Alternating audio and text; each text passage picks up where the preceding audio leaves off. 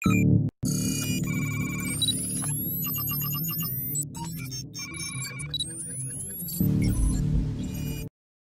teman-teman, kali ini saya akan bagikan sebuah video yang berisi tentang pertanyaan-pertanyaan seputar makanan dan olahraga.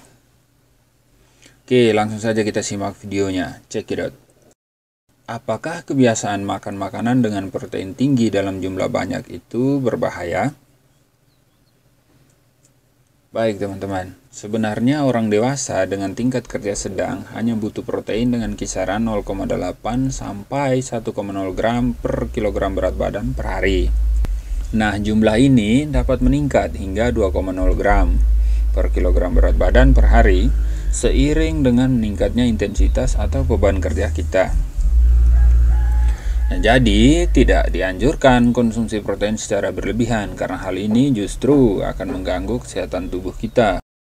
Protein berlebihan justru memaksa ginjal dan hati bekerja ekstra keras. Nah, selain itu, sifat diuretis protein akan menyebabkan produksi urin berlebihan yang memungkinkan terjadinya dehidrasi. Konsumsi protein berlebih yang disertai dengan pembatasan asupan karbohidrat akan menyebabkan penumpukan keton, yakni zat asam yang diproduksi ketika tubuh tidak menggunakan karbohidrat untuk menghasilkan energi. Tingginya jumlah keton akan berbahaya bagi tubuh karena dapat menyebabkan ketoasidosis, yakni sebuah keadaan komplikasi diabetes yang bisa menyebabkan koma bahkan kematian. Saat tubuh memecah protein, tubuh akan menghasilkan amonia sebagai produk limbahnya. Nah teman-teman, sejatinya amonia ini akan diubah menjadi urea oleh hati. Namun, dalam kondisi tertentu seperti gagal ginjal maupun gagal hati, tubuh tidak dapat membuat maupun membuang urea tersebut. Nah, jika ini terjadi, maka akan menyebabkan kelelahan ekstrim ataupun koma bahkan kematian.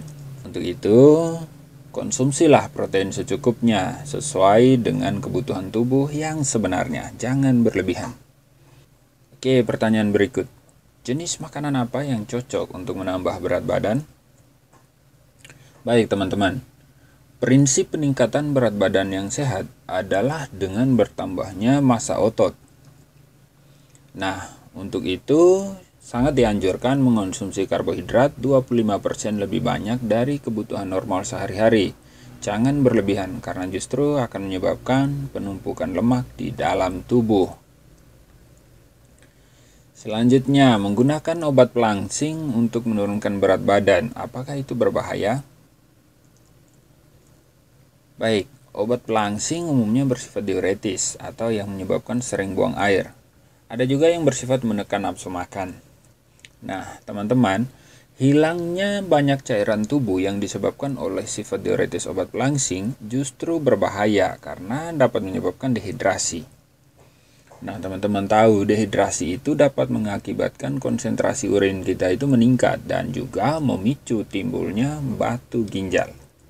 Nah, selain itu, berkurangnya nafsu makan karena efek dari obat pelangsing tadi itu juga memicu keadaan kurang gizi yang justru berbahaya bagi kesehatan tubuh kita. Untuk itu, lakukanlah program penurunan berat badan dengan cara-cara sehat, efektif, dan aman, yakni olahraga aerobik disertai diet rendah lemak. Mengapa berat badan susah turun, padahal sudah olahraga dan juga kurangi makan? Baik. Jika sudah berolahraga tetapi berat badan susah turun, maka perlu dicermati lagi apakah olahraga yang kita lakukan itu sudah tepat atau belum. Nah, untuk menunjang penurunan berat badan, olahraga yang dianjurkan adalah latihan aerobik dengan intensitas yang berkisar antara 65 sampai dengan 75% denyut nadi maksimal. Durasi latihan yang disarankan adalah lebih dari 20 menit, jangan sampai kurang. Dengan frekuensi atau pengulangan latihannya 3 bahkan sampai 4 kali dalam 1 minggu. Di samping menjalankan program latihan, kita juga perlu mengurangi asupan makanan sebanyak 25% dari porsi yang biasa kita makan sehari-hari. Nah, hal yang perlu dihindari dalam proses penurunan berat badan adalah kebiasaan kita yang terlalu sering mengecek berat badan setiap habis latihan. Alangkah baiknya jika tetap rutin jalankan latihan, kontrol diet secara sehat, serta cek berat badan jika sudah menjalani program sekurang-kurangnya 1 bulan. Jadi jangan sampai pagi ini latihan, habis itu langsung cek berat badan. Sore latihan, langsung cek berat badan. Nah, itu yang harus dihindari, teman-teman. Benarkah jika mengonsumsi minuman dingin dan manis sebelum olahraga dapat menambah energi?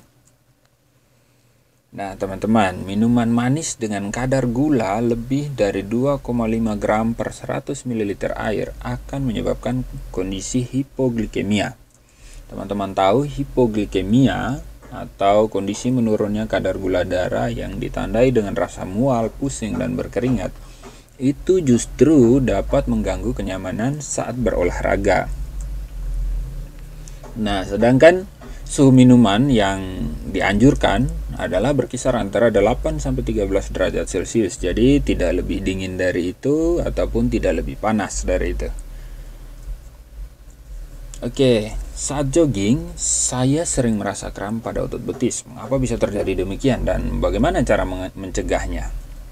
Baik, teman-teman. Kram atau sering disebut spasmus merupakan kondisi di mana otot kesulitan relaksasi setelah mengalami atau menjalani sebuah fase kontraksi.